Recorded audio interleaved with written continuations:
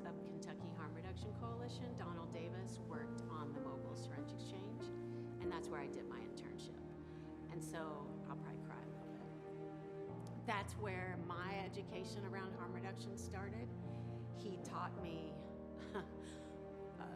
so much about harm reduction in general, but also about myself and a different way to process the shit that I've been through.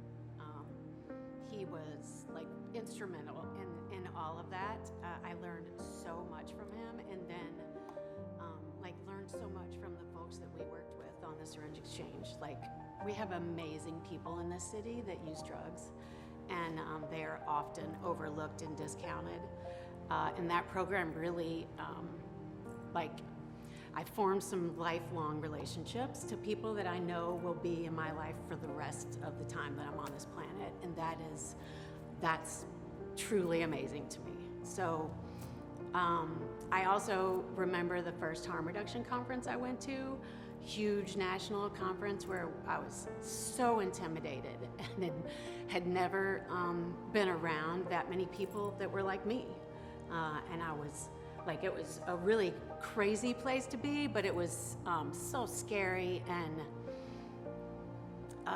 eye-opening that made me, it gave me more space to see myself in a different light. So all of those things together led me on this path to where I am now, which is building political power with folks that use drugs and are unhoused and have been justice involved and are possibly HIV positive. So that's what harm reduction means to me. In terms of my friends, it saves people's lives. I'm surrounded by people every day at work that, because of harm reduction, they are here doing this work with me. I don't know how you explain it any better than that.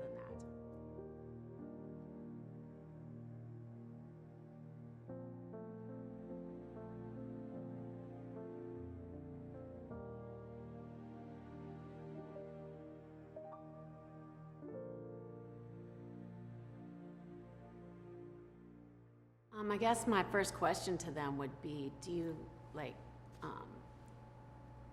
you want to love and support people? Because that's really what harm reduction is. It's not just, harm reduction to me is not just about substance use. It's, I use harm reduction in my car, I put my seatbelt on every day. That's harm reduction. We give out condoms, that's harm reduction. Speed limits, that's harm reduction. There's all kinds of ways that we use harm reduction in our lives every day to keep ourselves safe, like having boundaries. that can be a harm reduction. So I think that it's really about loving and supporting and caring about people in a non-judgmental, stigmatizing way. Really accepting people, like Gail said, meeting people where they are, asking how we can help and how to go forward. Not telling people what they have to do, not forcing people into treatment, which is proven to not be as successful as when people go willingly.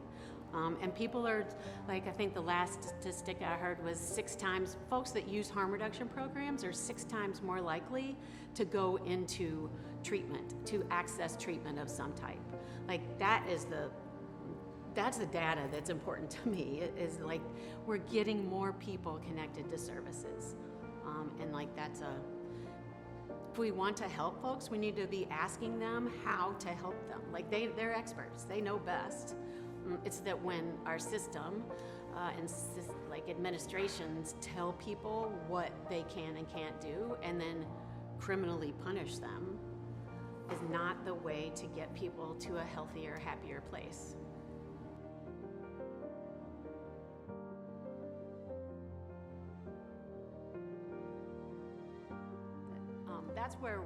That's what harm reduction is to me, and it's all encompassing. It's not just support people while they're using. It's a whole menu of stuff.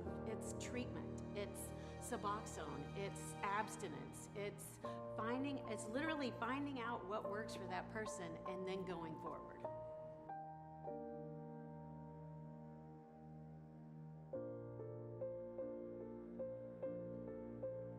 The role that harm reduction plays in creating safer, healthier communities, is all encompassing.